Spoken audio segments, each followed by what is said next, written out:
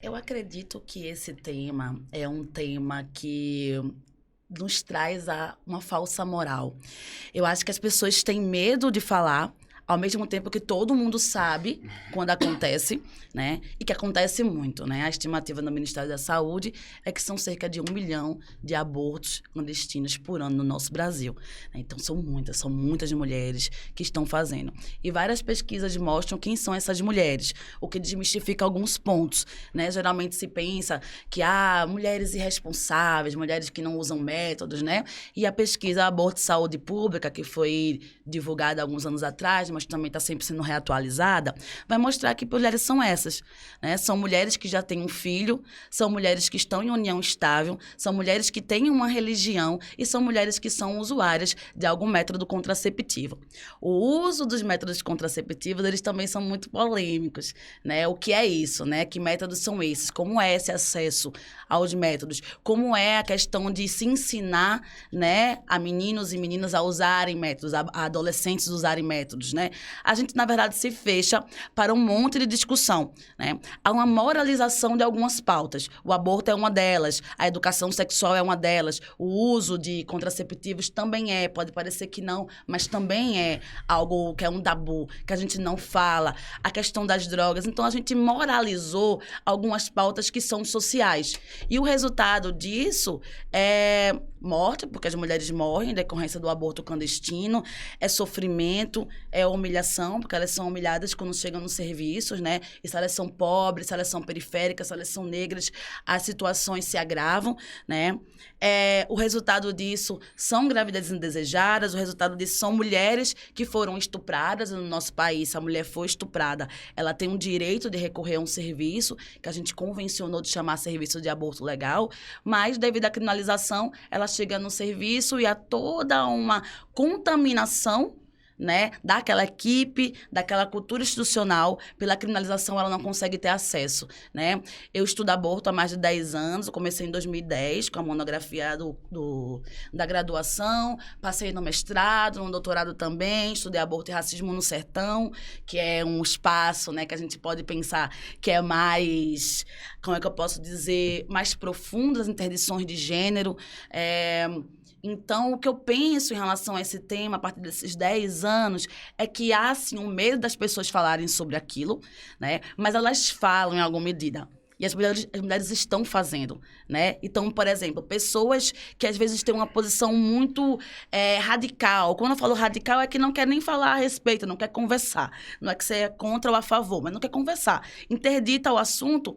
São pessoas que, quando é uma prima, quando é uma tia, tem uma outra posição. Tem uma posição mais flexível, né? É quando aquele debate chega mais perto da gente.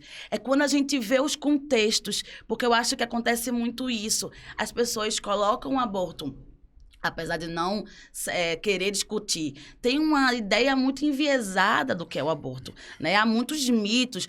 Meu Deus, a mulher vai chegar com 8 meses, aí vai matar a criança, né? Tem tudo isso. O aborto não é isso.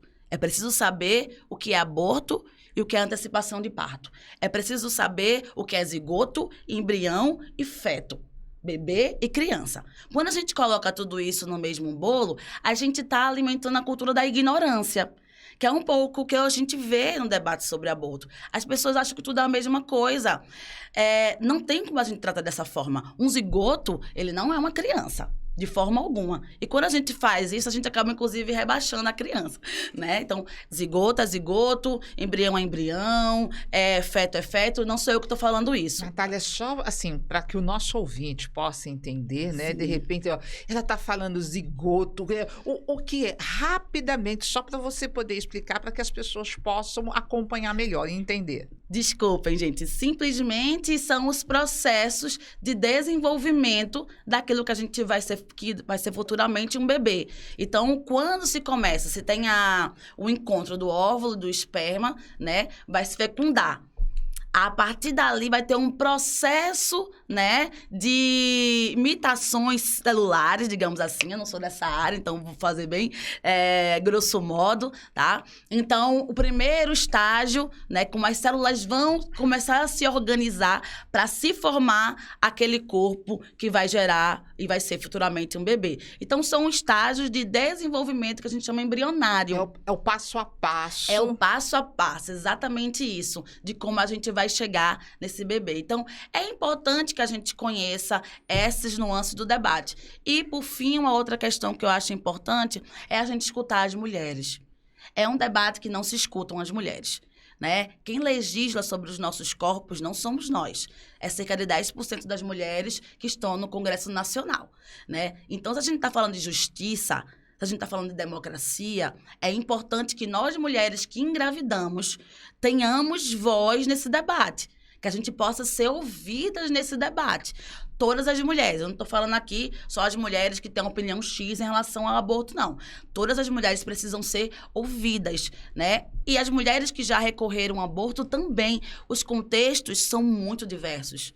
Sabe? Quando a gente se propõe a escutar a outra, quando a gente vê os contextos de desespero, as humilhações que são passadas, os porquês as mulheres abortam, a gente começa a entender melhor o debate. As mulheres não abortam porque elas são irresponsáveis. As mulheres abortam porque elas são responsáveis demais. É uma frase muito polêmica que eu estou falando aqui, mas ela é verdade e tem vários estudos que nos mostram isso, além do dia a dia das mulheres, né? A gente tem um país que 6 milhões de certidões de nascimento não tem o nome do pai. 6 milhões é muita coisa. E a gente precisa pensar quem é que fica com a sobrecarga dos cuidados da casa, das crianças, quem é que cuida da alimentação de famílias que estão, agora o país, mais de 50% da insegurança alimentar. Quem é que vai pegar água potável na cabeça para poder colocar comida de qualidade na mesa? São as mulheres. Então, por que essas mulheres não são ouvidas? Por que as necessidades delas não são consideradas nesse debate? Então, acho que é uma coisa importante para a gente trazer para cá.